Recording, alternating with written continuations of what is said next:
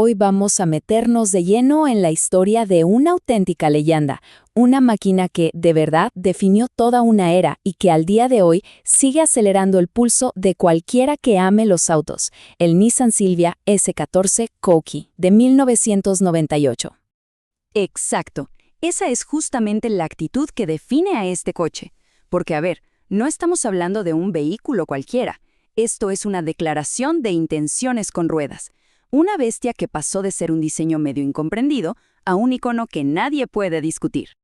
Pero, ¿cómo lo logró?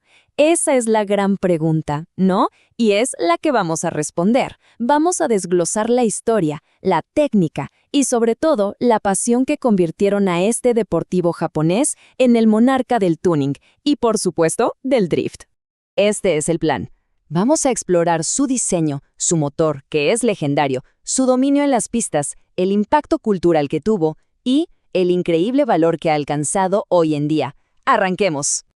Ok, vamos por el principio, la identidad. La historia del S14 es como una de dos caras. Hubo una evolución radical que lo cambió absolutamente todo, pasando de un diseño bastante suave a una apariencia que simplemente no se podía ignorar. Uf, la diferencia es brutal. Miren, a la izquierda está el Zenki, la primera versión, con sus líneas más redondeadas, un aspecto casi amable. Pero a la derecha tenemos al Qooqui, la versión posterior. Le hicieron un facelift súper agresivo que le dio esos faros afilados y una presencia que gritaba «Aquí estoy yo». Fue literalmente una transformación de identidad total.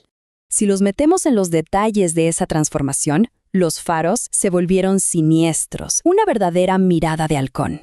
El coche era más ancho y más largo que su predecesor, el famoso S13, porque buscaban un look más maduro, más estable en el camino. El objetivo era súper claro, acercarlo en estética a su hermano mayor, el legendario Skyline. Bueno, ahora pasemos a lo que late bajo el capó, porque si el diseño era la cara, el motor era sin duda alguna el alma. ¿Y qué alma, señoras y señores? El inmortal SR20DT.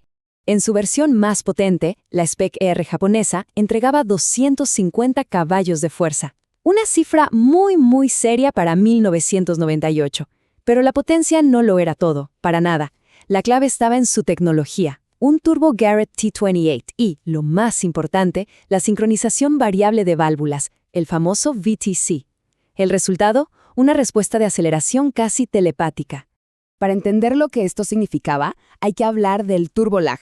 Es ese retardo súper molesto de los autos con turbo. Uno pisa el acelerador, espera y de repente, ¡boom!, llega toda la potencia. Bueno, la tecnología VTC del S14 lo que hacía era ajustar el tiempo de las válvulas para que los gases de escape fluyeran mejor a bajas revoluciones, que lograba con eso que el turbo girara casi al instante.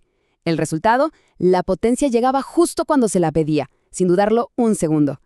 Pero a ver, un gran motor no es nada sin un chasis que pueda domarlo, y es aquí donde el S14 se graduó con todos los honores, convirtiéndose en el rey de las sensaciones al volante. El secreto de su manejo estaba en el equilibrio. Su distribución de peso era casi perfecta, 54% adelante y 46% atrás. ¿Y esto, en la práctica, qué significa? Un coche increíblemente predecible y noble, un coche que avisaba antes de perder el control, permitiendo iniciar y corregir los derrapes con una precisión que era de verdad asombrosa. Y todo ese equilibrio se apoyaba en pura magia mecánica. Tracción trasera, por supuesto. Un diferencial de deslizamiento limitado que es como un cerebro que se asegura de que las dos ruedas de atrás empujen al mismo tiempo, sobre todo al salir de las curvas. A eso hay que sumarle una dirección hidráulica que literalmente hablaba, transmitiendo cada detalle del asfalto. Era una conexión directa entre quien conducía y la máquina. Pero claro, el S14 no estaba solo en el mundo. Para entender de verdad su grandeza, hay que ponerlo en contexto, en el campo de batalla de 1998 frente a sus competidores directos. Y frente a sus rivales, el S14 brillaba con luz propia. El Prelude era muy tecnológico, sí, pero de tracción delantera. El RX-7, aunque rapidísimo y exótico, era mucho más caro y delicado con su motor rotativo. Y el Celica, bueno, se alejaba de la pureza de la tracción trasera. El Silvia encontró su lugar perfecto, Era equilibrado, infinitamente divertido y lo más importante, era un lienzo en blanco para ser modificado. Y es justo esa combinación de factores la que lo catapultó más allá de las pistas, convirtiéndolo en un verdadero objeto de culto, un fenómeno cultural en toda regla. Es que es imposible hablar del S14 sin mencionar el drift. Se convirtió en el chasis preferido en campeonatos como el D1GP y la Fórmula Drift. ¿La razón? Su distancia entre ejes era un poquito más larga que la del S13, y eso le daba una estabilidad superior en derrapes a alta velocidad. Lo hacía más predecible cuando todo se ponía de lado. Era y sigue siendo el lienzo perfecto para derrapar. Y como todo ícono, su estética generó un culto, incluso alrededor de sus colores. El elegante blanco perla, el favorito de los coleccionistas. El azul profundo, que resalta cada línea agresiva del cookie. Y el negro obsidiana, que le daba ese inconfundible look de villano de anime. Todo este legado nos trae al presente, a un fenómeno económico que los fans conocen como la taxa Silvia o el impuesto Silvia. La leyenda, como vamos a ver, tiene un precio y es alto. El viaje de su valor es una locura. En 1998 era un deportivo relativamente accesible. Hoy, por su estatus de leyenda y porque tantos fueron modificados hasta el extremo o, destruidos en las pistas, encontrar un cookie original en buen estado es una misión carísima. Su valor se ha disparado por los cielos. $60,000 o incluso más. Ese es el precio de un ícono.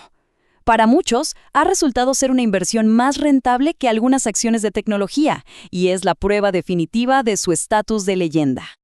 Al final, todo se resume en esto. El Silvia S14 representa el equilibrio perfecto. Es ese punto dulce en la historia del automóvil, lo suficientemente moderno para ser fiable y potente, pero lo suficientemente antiguo para ofrecer una experiencia de manejo pura, sin filtros electrónicos que desconecten a quien conduce del asfalto. Y para cerrar, queda una pregunta en el aire que abre un debate fascinante: la batalla entre la versión japonesa con turbo y la versión americana aspirada. ¿Cuál es el verdadero S14? Esa es una discusión para otra ocasión, y demuestra que la leyenda de este coche de verdad sigue más viva que nunca.